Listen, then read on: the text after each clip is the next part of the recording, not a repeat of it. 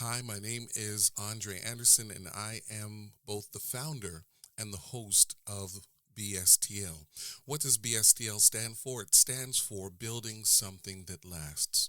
And for those of you that would like to reach out and connect with me, organizations, nonprofit groups, churches, to get some help on the journey, my email is bstlinc21 at gmail.com. So I've added this bonus podcast because there are some individuals that have been saying, "Hey, Andre, what are the four C's?" And you know what? In the future, I know I'm going to be having to add a fifth C as this company begins to grow and morph and develop into its own machine. There are four C's that I have been using for a long period of time to kind of craft out how I do strategic planning with the companies and those groups that invite me to share with them. And the first of the four C's are the concepts.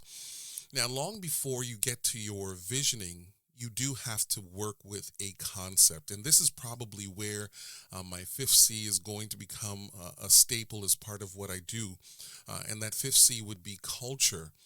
When you are working with the concept, long before you begin to talk about where am I going, what am I going to be doing in the future, not enough time is generally spent by organizations figuring out where are we, how did we get to where we are, why is it that we continue to be in this space, and some of that is overlapped between culture as well as the concept.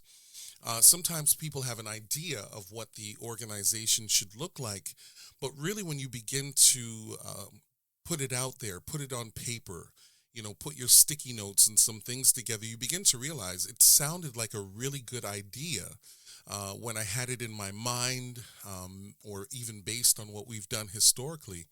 But the reality is, your concept is the thing that helps you to understand why you have been doing a certain thing a certain kind of way. And in order for you to now shift and move forward, you've got to move some of those pieces around so that your concept makes sense. What am I trying to do here? And of course, some people might say, well, that sounds like visioning, Andre. No, no, no, it's not. Because remember, for most people, you're already walking into something. You're walking into a culture that has both spoken and unspoken rules, written and unwritten rules. And so before you can begin to unpack some of those things, you've really got to understand it from the ground up. And that's why I think culture is going to be something that I'll be dealing with, especially in these podcasts. The second thing is create.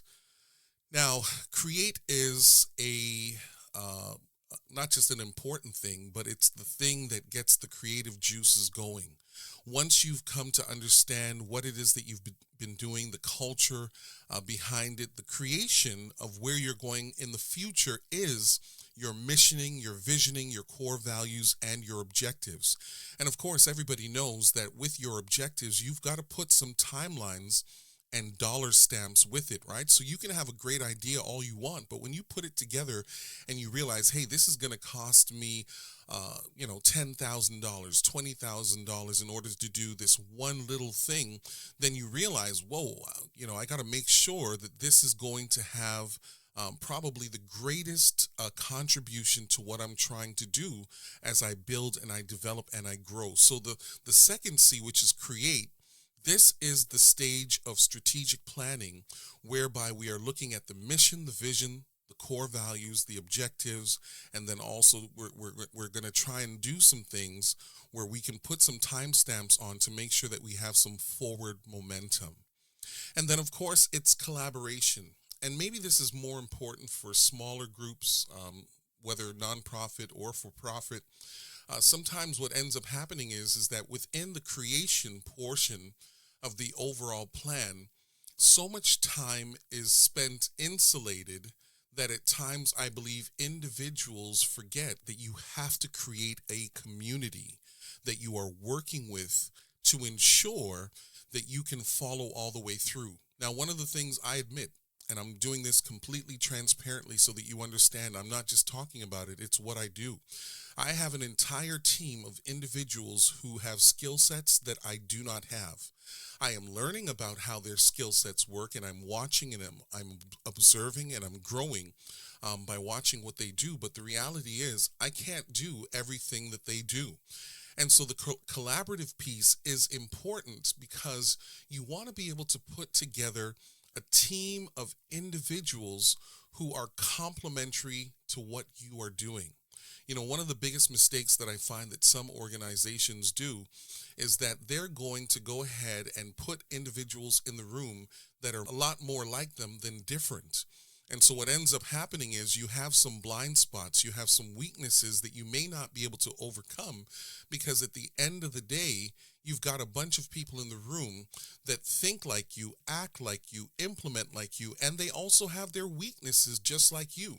So the collaborative piece is not just important for completing the process. The collaborative piece is important as part of your development. And of course, now to the fourth C, this is complete. Now, I think the hardest part about being a business is putting your idea out there for others to critique and or to criticize. But as part of being a part of the BSTL community, it is important that you get to the completion stage. You've got to put it all together and be willing to put your signature on it and say, this is who I am and I believe in this product. Now, the reason why the completion portion is important is there's going to be no opportunity for you to be able to analyze and assess whether or not what you're doing is well or not, or if it's good or not, unless you put it out there. So you've got to put it out there, and then you've got to step back and you've got to evaluate, how is what I've implemented working? And so you have to be able to complete something, and you've got to be able to put your signature on it, and you've got to be able to stand behind it. And that's why the collaborative piece and the completion piece, they work in tandem with one another, because when you are collaborating with individuals who are honest, they have integrity, and they want to see you do well, hopefully you'll be able to see some of the gaps or most of the potential gaps before you actually move into your completion stage. And the completion stage is powerful because it's the first layer of many, many layers that will come at some point. So you've got to start somewhere. You really do. And so here's what I'm saying.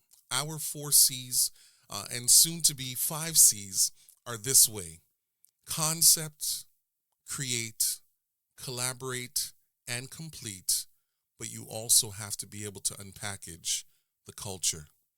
My name is Andre Anderson. I am both the founder and your host of this BSTL podcast, which stands for Building Something That Lasts. If you want to reach out and connect with me, maybe you need some help in your organization, send an email to bstlinc21@gmail.com. Thank you for joining, and this is a bonus episode, and I hope this helps to clarify what BSTL stands for and what these 4 C's are that we use towards implementation. Thank you.